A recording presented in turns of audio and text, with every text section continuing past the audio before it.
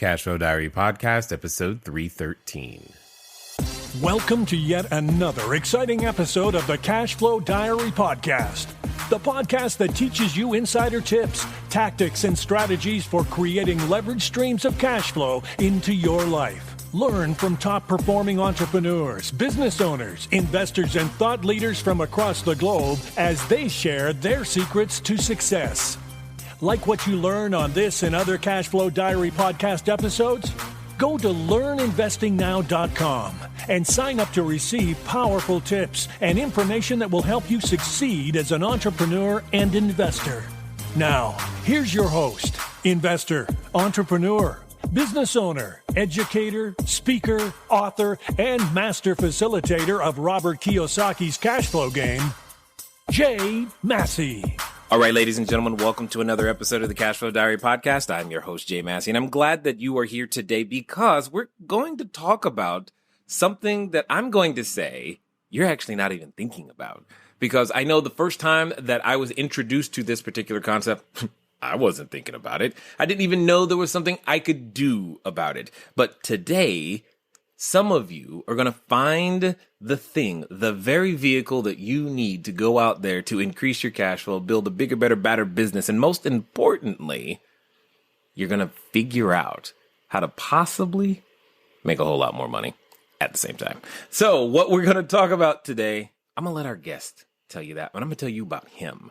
Now, he comes to us from very, very far away, but now he lives a lot closer, which is great.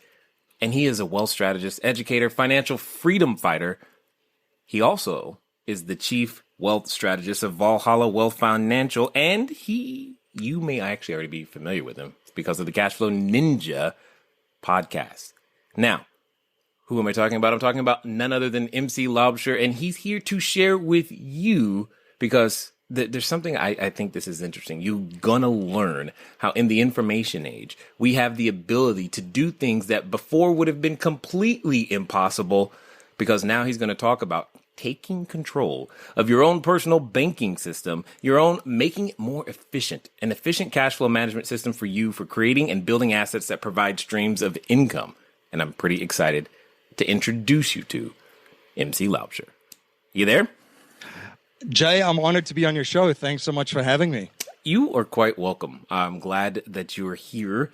And, I've got a question for you. And before I ask that question, I'm just going to ask the question everyone else is already asking themselves. Because when they heard you speak, they go, hey, where's he from? So why don't you just tell us?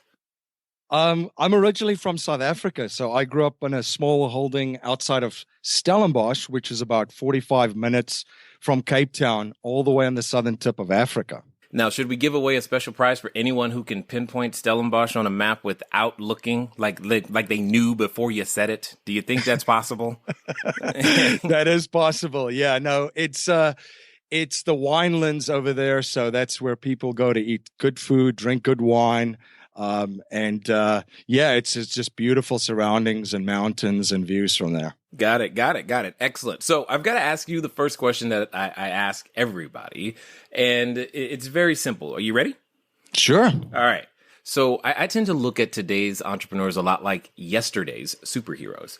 So, Batman, Robin, Wonder Woman, Black Widow, what have you. They're all superheroes of sorts. And I think entrepreneurs and superheroes have a ton of things in common. For example, occasionally we get dressed up. We think that, hey, we're saving our customers and providing them a better product, a better service. You don't understand. And we got our cape and we're standing at the front of the room and we just know, right? Also, like superheroes, though, I believe entrepreneurs, weren't always entrepreneurs in the same way that superheroes weren't always superheroes. Before Spider-Man was, climbing walls, before Superman was, super, before any of these things were happening, they were usually ordinary people in some way, shape, or form. They have an origin story. So here's the question. Before you were the chief wealth strategist, before your own Cashflow Ninja podcast, before all of these things, my question to you is, who is MC Laubscher? That's a great question. Now, I definitely do not come from an entrepreneurial family. and no one in my family really were salespeople.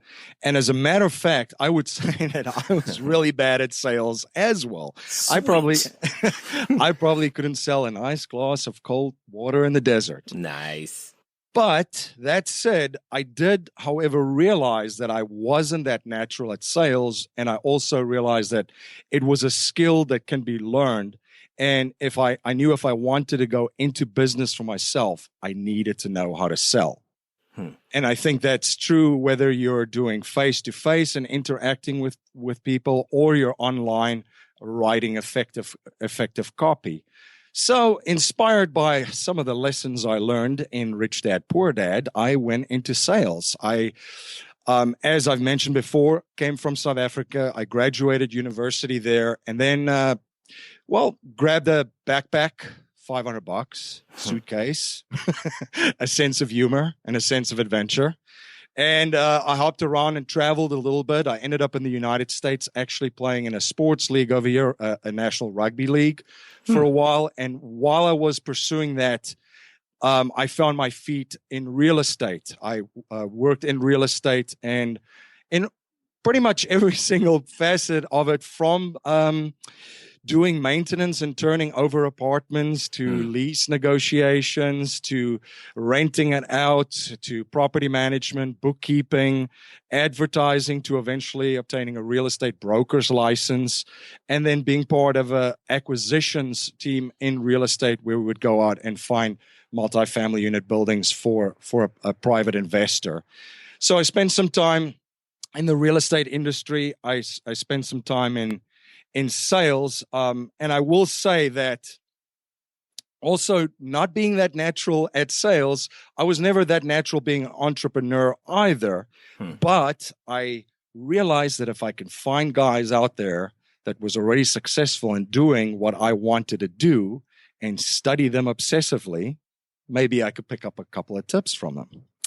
So that's what I did. I studied as much as I can, learning from mentors, and I try to emulate them. I realized that a job is probably going to be the riskiest things moving into the information age. And the security that you're going to have is by being an investor, an entrepreneur, creating value for others, and by creating value for others, creating income streams, which will be the security in the information age. Okay. Now we've got a lot to talk about, and I love it. So, but I gotta, kind of address the really, really big elephant in the room. You said that you weren't natural at sales or being an entrepreneur, and I hear this a lot, and I'm sure someone listening right now says, "Yeah, me too. I'm not a salesperson." Those are words that have come out of their mouth more than once, and it's truly what they believe. My question is, how on earth do you go from that thought process to actually making sales happen on a consistent basis, so consistent now that you actually have a business? I think the first thing that you have to realize is that everybody is selling all the time, everywhere. Okay, now I'm going to play devil's advocate. I've never sold anything. Well, you have a wife. Good point. You definitely sold there. You guys are happily married. There it is. And the same with children. I mean, they're actually some of the best salespeople out there. So you're actually learning to sell from very, very little on, and that I think that's the first thing that we have to realize. And if you look at all the relationships and wherever you are, it's either an idea that you're trying to sell. Even if you're an employee at your job, you're trying to sell your boss on something. Maybe it's the promotion that you're working hard for, or for someone to try and work with you within your organization. You have to sell them as well. So it's not that daunting if you look at it that way, that we're always trying to share ideas and share our ideas with others, which is basically a form of selling as well. Well, okay. All right. So I'll buy that for $1. But you also mentioned, and I think this is like paramount to the entire conversation, is I I was always told that, go get a safe, secure job. And you said a job is the riskiest thing. So what's up? I think that what we've seen just in the last couple of years, and this changes every day too, with the information age, things are changing consistently, continuously, at ever increasing lightning speed. The disruptors are now going to be disrupted. You thought you could have had a job. Let's just take, for example, driving a cab. Now, all of a sudden, Uber comes in. Well, that safe, secure job, people need to go somewhere, especially let's use New York City. People are always going somewhere in New York City. They need a ride. If they don't want to take the subway, they're rushed. They need to get into a cab. Well, now all of a sudden Uber comes in. So I think once you realize that the illusion of security that's around us can be taken away at any time by technologies and processes that we don't even know exist yet, I think we'll start to look at that at a completely different perspective. And it ties into the sales thing, because I think that's such a very, very good skill, and it can be learned. And it's all, it's mindset. I'm a huge mindset guy. I know you are too, Jay. You have to expand that mindset, know that it's a skill that can be learned. And hey, then you have to go out there and go through the school of hard knocks, because is it easy? Is it easy in the beginning? When I think one of my first sales experiences too was just picking up the phone and calling people. Man, that phone was heavy. That phone was heavy that first time. It's like 10,000 pounds. I know. Oh, I can't even hold this. This is heavier than a brick. Right. No, it's very daunting at first. I think that there's a lot of personal growth into it. You have to expand that mind. And I think it's a skill that you can learn. Jump in there. People are going to put the phone down on you. Of course they are. People are going to say no to you. Your significant other or your children are going to say no to you. I mean, it's going to happen in every area of our lives. I think once you learn the skills, get go through the school of hard knocks. I think once you reach that moment of personal growth, you're going to have fun with it too, because it is fun. People are fun. Interacting with people's fun. So it's definitely something that can be learned. Indeed. And I'm glad it is, because I was, not born with it either. Let's just put it that way. Not born with it either. So there was something that you did say, though, that I think is interesting. You said study them obsessively, them being other people, other entrepreneurs who have been there, done that. But you use the word obsessively. That's different than just read a book. Right. What do you mean? I look at, so this is from a sports background. So what I did in my sports days is I try to find the best players in my position. And then I look at everything. And by obsessively, I look at routes, break down hours of film. I looked at what they did off the field, their diets, just the whole picture. And I try to do the same thing with entrepreneurs as well. Reading a book and saying, "Oh, that was great. I learned one or two lessons." I get in there with a highlighter and make some notes about it, because there's a lot of things that you pick up here and there, especially when it comes to the mindset of entrepreneurs. I think there's so much to be learned.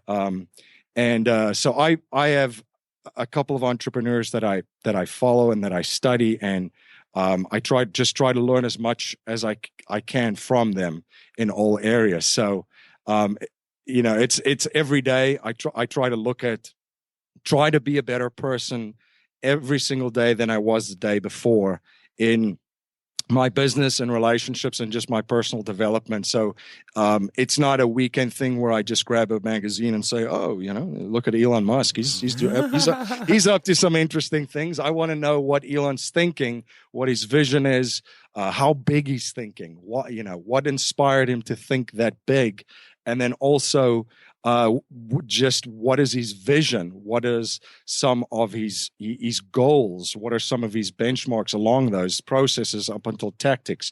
What strategies does he implement in his companies that makes him so successful? For instance, how is he able to raise so much capital? It's that big vision again and that mindset that feeds it. So I try to look at everything that these guys are doing. Got it. Totally understood. So then answer me this question, please, Batman. How on earth do we go from rugby to real estate?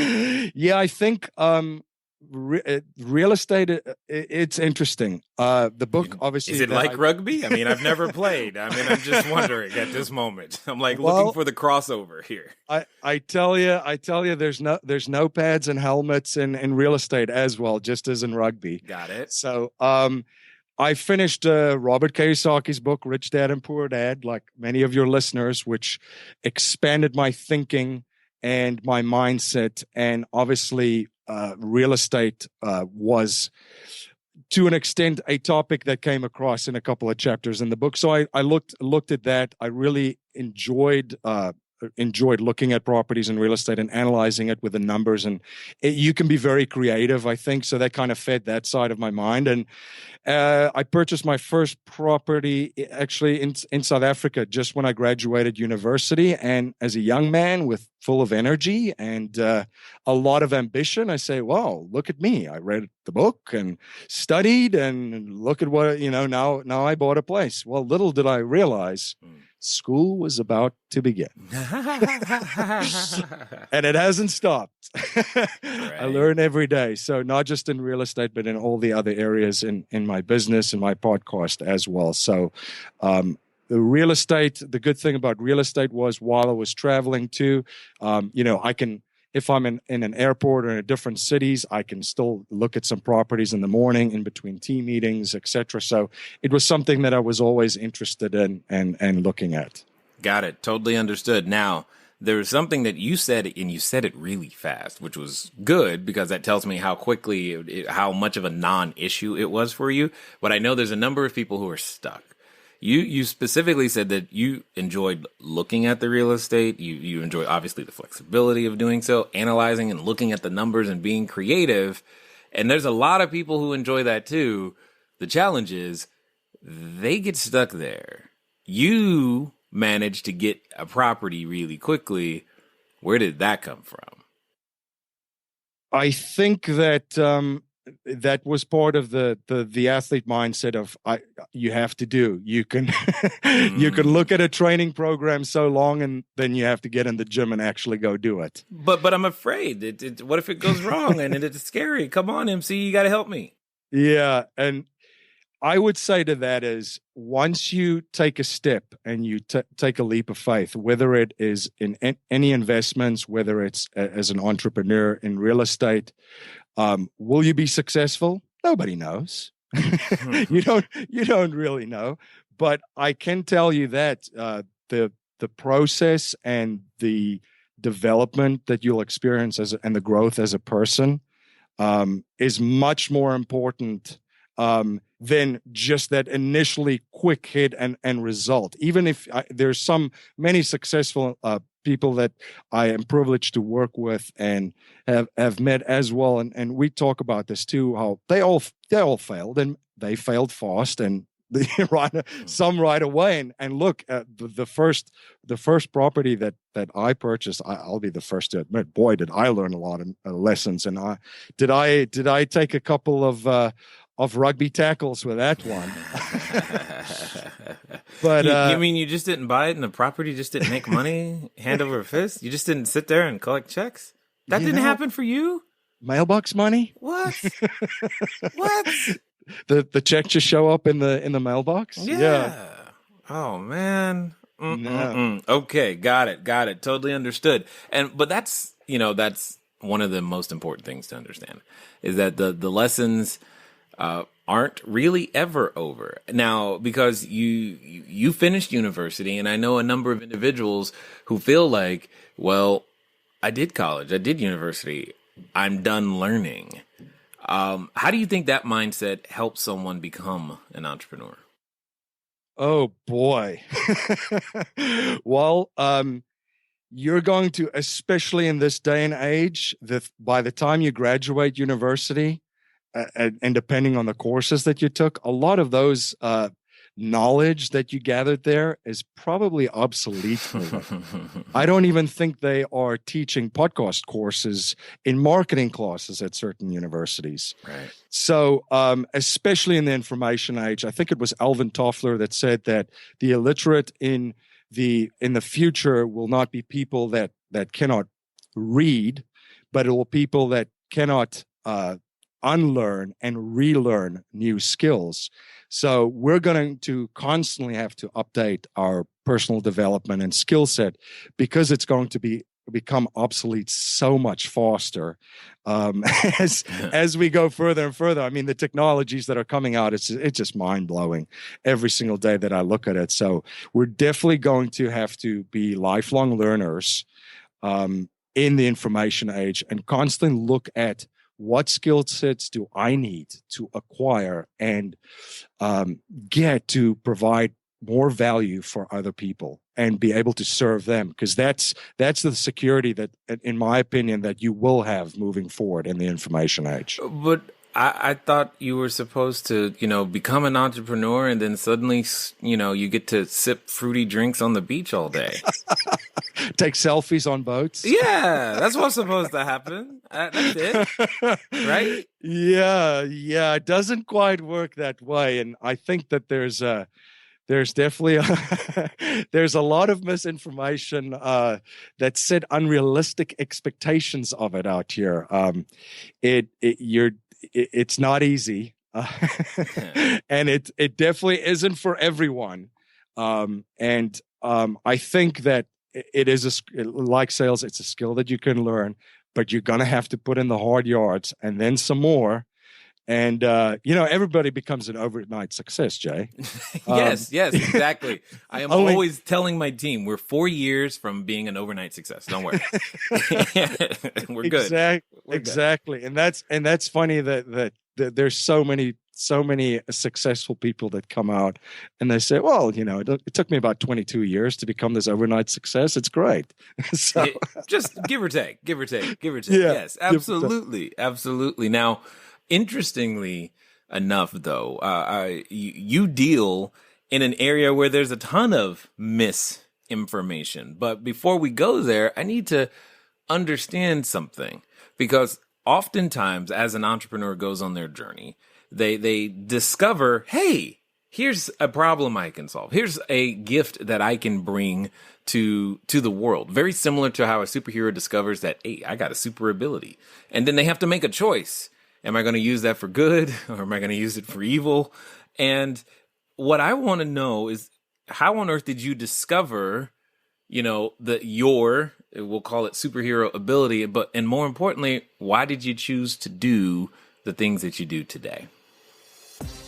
I'm sure you're aware of this, but you're on a journey.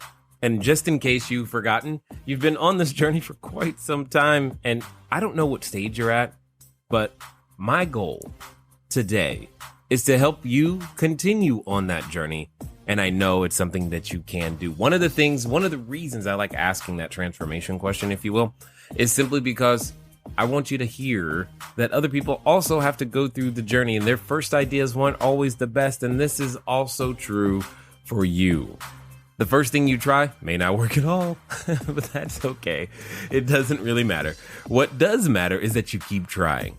And that's something that you physically have the ability to do. In fact, if you want to get a collection of some of my first ideas, some that worked, some that did not, you can get a copy of my book, CashFlowDiary, 10 Steps to Creating Wealth in Any Economy. Just go to cashflowdiary.com/free book. Again, that's cashflowdiary.com/free book. Pick it up, read it, then do it. Now, let's get back to the rest of the story. So I would say that how I discovered actually is I belong to a couple of mastermind groups, and fantastic just to learn from like-minded people. And I discovered a strategy a couple of years ago And as part of a real estate investor, just to look at my personal situation in real estate and try and maximize every dollar that comes into my own economy and learn from it. I took what I learned from that mastermind, I implemented in my own life, and I said, "Oh wow, this is a game changer." And after implementing in my own life and just looking and just doing some self-evaluating, I redefined my purpose and what I wanted to achieve. And it became a mission of mine to try and help as many other people implement this in their own life, as I saw the value that it brought into my life. Okay. And the certainty and that it brought within my strategies.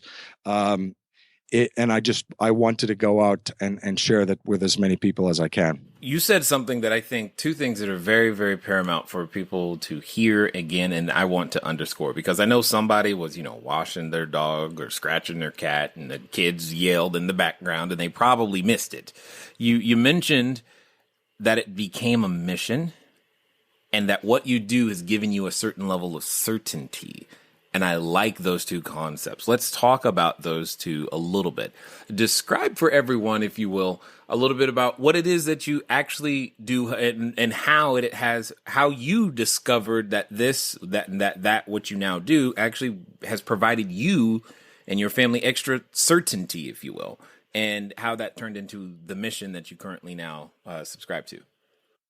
So what we do at Valhalla Wealth Financial is we help people and individuals and then small businesses, entrepreneurs, and professionals build their wealth outside of Wall Street. So it's not in the financial markets. And then we teach them strategies after structuring a wealth plan and a solid foundation to leverage some of the capital that they've built out and create more assets and more income streams. And the level of certainty that it brings into within one's financial plan is that there's a solid foundation that it's built upon. And the certainty and predictability that it has, it's initially built, everybody's wealth strategy and wealth plan is initially built on very conservative strategies, which provides certainty, provides predictability, and a peace of mind.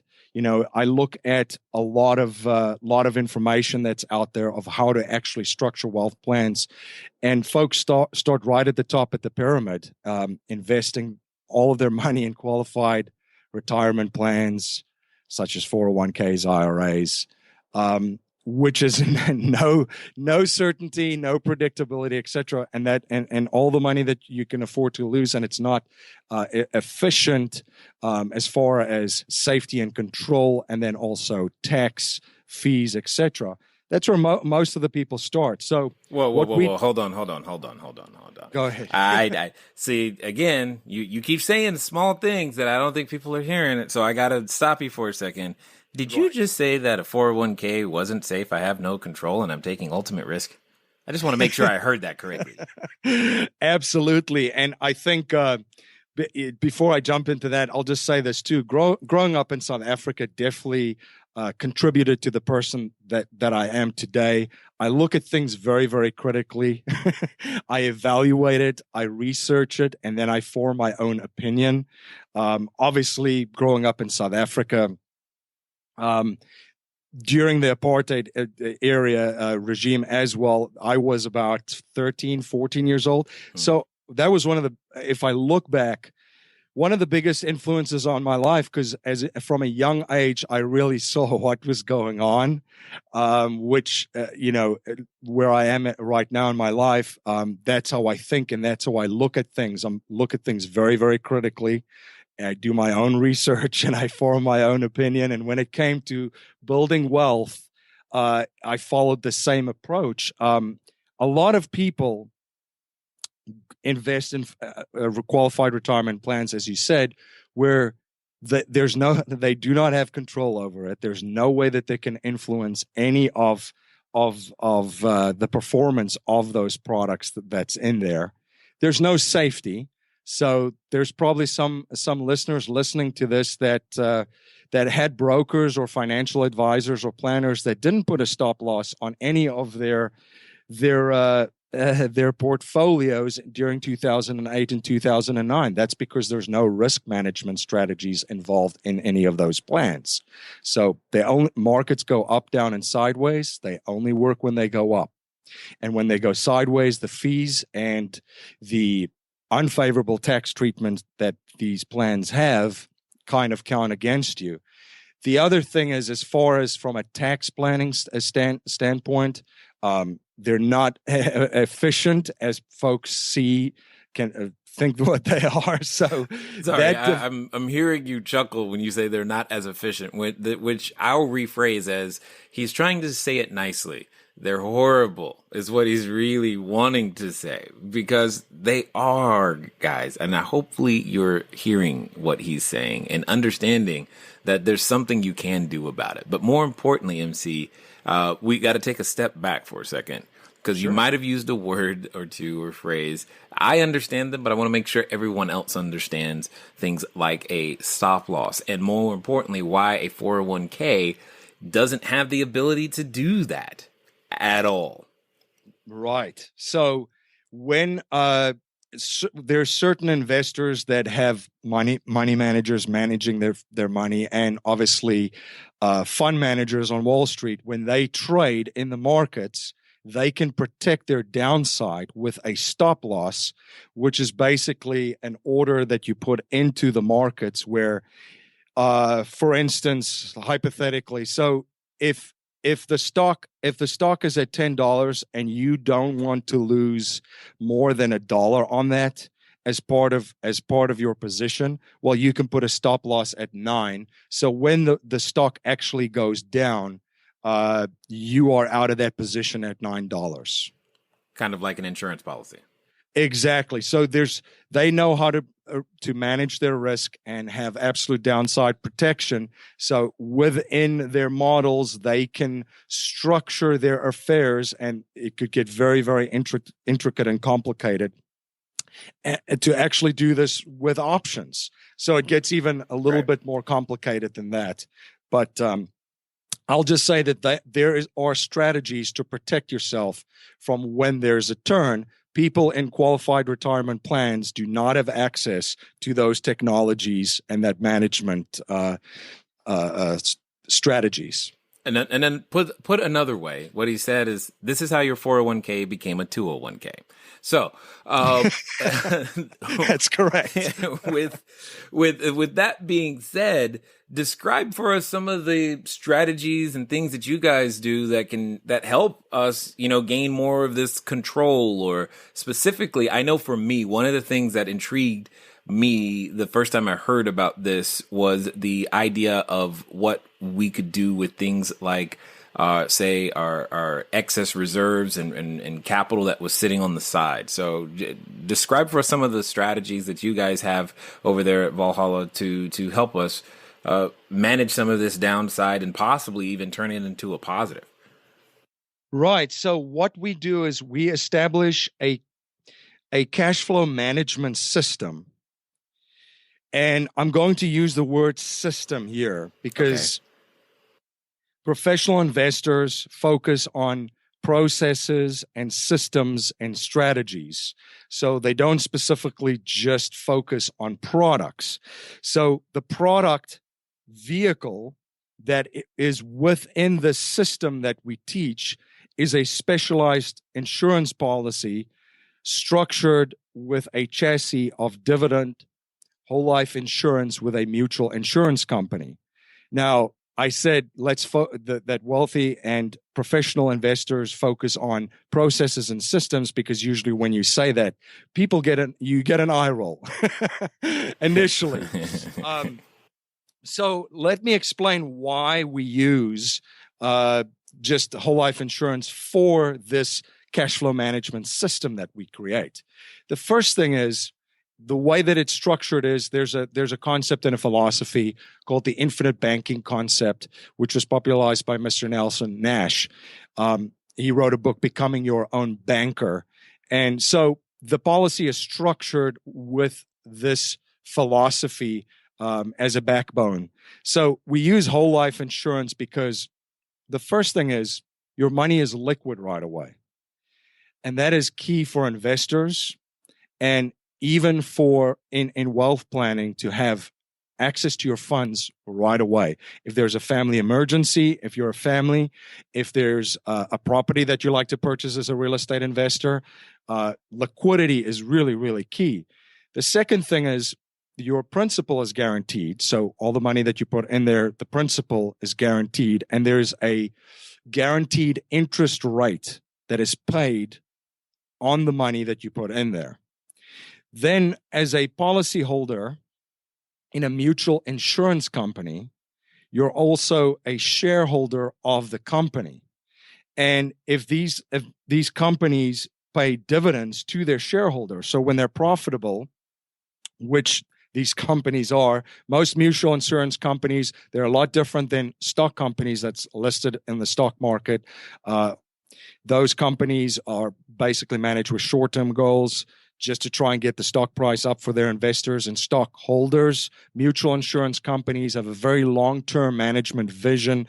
They're managed very conservatively. They've been around since the mid-1800s. And when there's profitability in them, you get the opportunity to participate in the dividends. Now, the other part of this too is the growth inside these vehicles are tax-free. And then the distribution from them is tax-free as well. Now, you're going to pay Uncle Sam. We don't recommend not paying taxes. Everybody pays their taxes, but you can limit and reduce your tax exposure, which is one of the biggest wealth destroyers out there.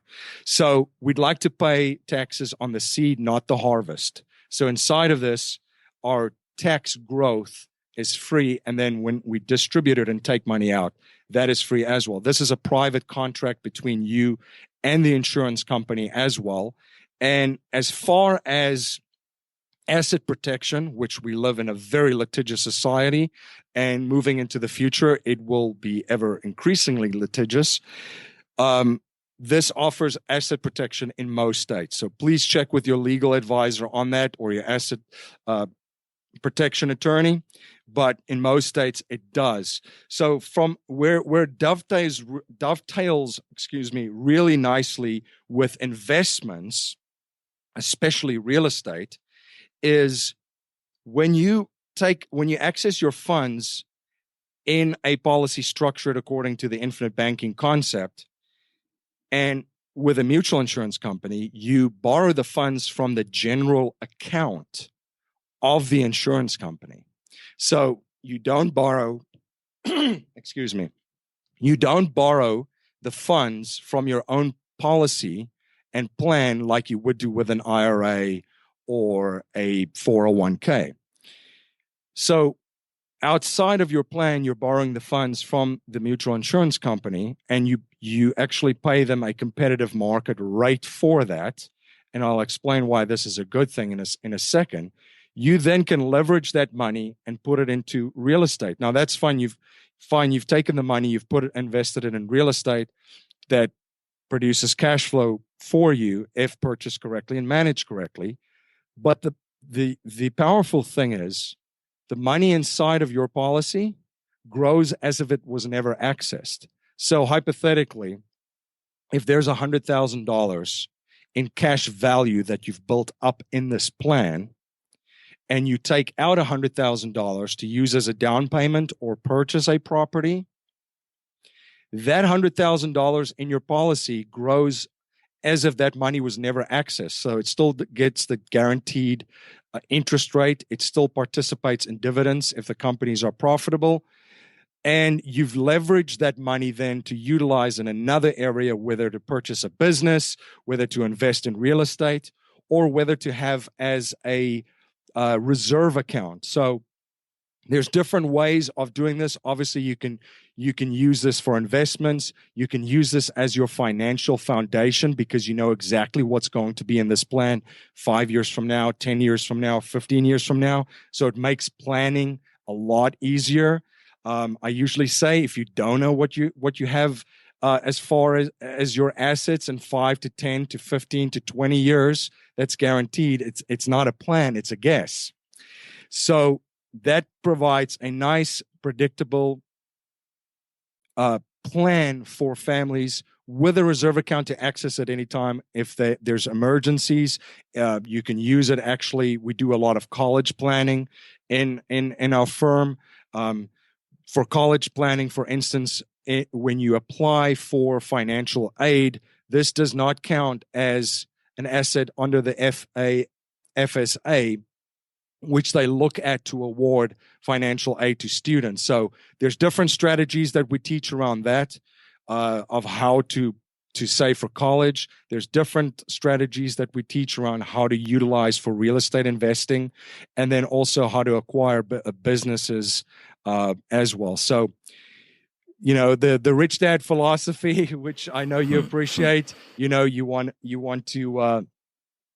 to create income streams, you want to hold on to that money, and then you want to have that money work as hard as possibly for you and work it as many times as possible. So this way your money works for you as far as a real estate strategy within these plans, and then also within real estate. So you have appreciation, equity, there's leverage, cash flow, and there's an inflation hedge on both sides of the ball, if you will, with this strategy. Okay, and for those of you whose head is still attached and hasn't exploded, what it simply means is that you can have your cake, eat it too, and most importantly, enjoy it on the way and never freak out in an emergency, all at the same time. So, what I have to ask you, MC, is why does what you just describe for me some of the, you said you were first doing this for yourself, right, before it became a business. When you were going into it, what were some of the concerns that you had? But more importantly than that, what have been some of the benefits that you have found and that now your clients find too, that you're like, oh, wow, this is great? Yeah. So when I initially came across this concept and how I've utilized this myself, is the first question that I had is, wait a second, what's going on here? How is this possible? Because, coming from the philosophy that I'd like to see win-win-win relationships all around the table for everybody that's involved in a transaction. So how does the insurance company benefit from that? Because I can obviously see that, wow, yeah, well, I do. So these guys, when it comes to risk management, insurance companies are the best that's out there. So if you take a loan out from them, that policy loan is secured by number one, by the cash value that's in there, and number two, by your death benefit. So that policy loan is collateralized with that. But insurance companies then also will be able to take the money, the premiums that you pay them, and they invest it in vehicles that are profitable to them. That's why Warren Buffett loves insurance companies, calls it one of the best businesses out there because of that. So they clearly win on that side and they're protected. And on the other end, I get to save my money in a very safe, well-capitalized institution that predictably guarantees me amounts along the way. And I can also leverage that money then to grow my wealth and to create more income streams. So I think one of the first things that I looked at is, wait a second, well, okay, so everybody benefits around there. Now, there are a component to this of insurance. So there's an insurance cost on there. And we use that in the strategies, because we look at your wealth plan holistically. So we'd like to protect and secure assets as well in the event if something does happen to you or someone in your family. So that's their component as well. So there is an insurance part of it. So when you initially put money into these plans right away, you're not going to have the exact amount of money available in your cash value that you put in there. You're going to have to build it up. But if you come from the mindset of feeding a tool and looking at this as a business investment that grows with time, okay, that I can then utilize and create more income streams for myself, you look at it as a process, and as I mentioned before, a cash flow management system, and not just an insurance product. As far as implementing this in my own life, so I'll give you a couple examples. So the one property that I have, what I do is the cash flow from that property goes into one of my policies, and that policy I specifically designed to have a reserve account to build up for that property. So last year, of course, in real estate, at some point, when it rains, it pours. No, I thought those were just my properties. My bad. Yeah, so washer dryers, a lot of other things that I had to fix. It's been a great performing property for years, but one year everything started breaking down. Well, I could access my reserve account right away and pay for all of that, and then pay back my policy loan through the cash flow and the extra cash flow that was in there because of the upgrades that I did. My company actually was funded with one of the plans that I put in when I said, wow, I two other plans, policies of this, and I looked at the performance. I structured one plan specifically to access the capital to build my company. And the flexibility that comes with these policy loans, and again, it differs from institution to institution. So the flexibility that comes with these plans is you can utilize the policy loan and the money, and then you set back the payback period. So from starting a company point, it was key for me because I could build my company with the capital, and then when my company started to become profitable again, I could pay back the policy loan that way. The same thing counts for real estate examples. If you use some of the money to tie down a real estate property, let's use a single family house, for instance, that you purchase or that you approve upon. If it takes you 30 to 45 days then to get a renter in there, you don't have to pay that loan obviously back for 30 or 45 days. So when your renter's in there and you start generating cash flow, then you can start paying back those loans. So I've personally used these and implemented in my own life, and I try to help as many people out there establish this in their own life. Real estate investing, obviously a lot. I love working with individuals, with families, with small business owners, with entrepreneurs. We spoke about earlier about entrepreneurship, and I really, entrepreneurs, I think, is some of the solutions of a lot of the problems that's out there. So we'll drive and make the world a better place. So I'm really passionate in helping them and in helping families establishing security and certainty in their financial lives. Totally understood. Makes a lot of sense. Now, for those that are listening and want to follow up, dig deeper, because you've skimmed over a lot of topics as it relates to how you go out there to create these cash flow management systems, etc., and their benefits. I know there's a number of people that want to dig deeper. What's going to be the best way for them to follow you, find out more, get more information, and figure this thing out? Jay, they can reach me at cashflowninja.com is my website.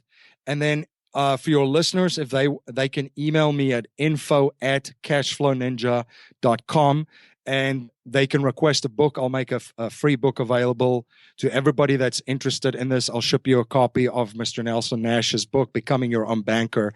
If you're interested to learn more about the strategy and how you can implement this in your own life. I touched upon cashflowninja.com, and you had mentioned earlier that I also have a podcast.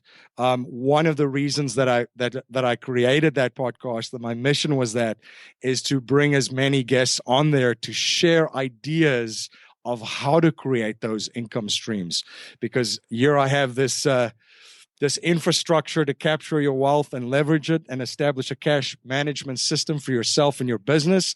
And then you go, okay, that's great, MC, but how do I go out and learn and create these income streams you keep talking about? Right. Well, we have guests on the show, from real estate investors such as yourself that I've been privileged to have on there, to folks that talk about how to cash flow gold and silver, create income streams from coffee, offshore, and then online businesses, affiliate businesses, podcasts, how to create online courses. So we have a little bit of everything on there. So again, that website is cashflowninja.com. And if you want a copy of that free book, please email me at info@cashflowninja.com. Excellent. And thank you for those free items. Now, as we wind up here, I've got a final question for you because I want to hear how you answer this for sure. Because here's what I know. I know that there's someone listening right now that needs to hear your specific answer in the way that you're going to answer this. So for a moment, let's pretend that there's someone listening who, maybe they're standing in front of the superhero outfit store right now, MC. They're thinking, man, I want to be this entrepreneur. I want to begin to build this cash flow. I'd love to take advantage of that cash flow management system. I got to build my business. I can totally make this happen. However, as they're standing in front of the store, they're looking at it. They're thinking about the tights that they might want to pick out, the mask or the cape that they want to use. They also have in the back of their mind that voice. And it's a voice that you have done battle with. It's a voice that often comes up anytime we want to do something great that's bigger than our current and present self. And occasionally, for some of us, we're related to that voice and it doesn't really go away. Always there, keeping us down or possibly saying things that doesn't necessarily encourage us. My question to you, MC, is very simple. Let's pretend that in the next 72 hours, the person listening is actually going to do exactly what you say without fail. What would you tell them to do? I would tell them that's a really good question. I would tell them to battle that voice by focusing at how you can provide value and serve others. I battle that voice every single morning when I get up. And through experience and through challenging my own belief system and thinking, I've found that energy flows where the focus is, and I focus on how I can serve people and provide more value for others. And that's what I would focus on. I'll also tell them to start small. You can, as an entrepreneur, you don't have to put on the biggest cape out there first. You can be Robin before you become Batman. I like it. Yeah, you can start wherever you are. Learn a new skill, start something small on the side, grow it organically, invest in yourself, and then eventually you can transform from a Batman or from a Robin into a Batman. Or Batgirl even. Or Batgirl. Yeah, absolutely. Yeah. I definitely thank you for taking the time to contribute here, to helping us understand that sometimes, we may not even understand how to utilize something that's just sitting right there in a bank account, something very, very simple, how it can become a bigger, better, badder asset for us if we would just take the time to educate ourselves a little bit more. And I definitely appreciate the contribution you have just made to the CashFlow Diary community and here on the podcast today, sir. Thank you so much for having me on the show, Jay. I was really honored and I had a blast. All right, ladies and gentlemen, you know what time it is. It's time for you to move at the speed of instruction. What does that mean today? That means you probably need to be sending an email, right? info@cashflowninja.com. Go over to CashFlow Ninja. Start listening to the podcast. Why? Because you're like, hey, here are more ideas, more people who have the ability to help you build your cash flow. That's not a bad thing. And he's going to help you make sure you get to keep more of your cash flow. That's a great thing. But none of it matters unless you do something about it today. You've got no excuse. You know exactly what to do. And I'm looking forward to hearing your results. Hopefully, they'll be great. It's been fun talking to you today. I look forward to talking to you soon. Until next time.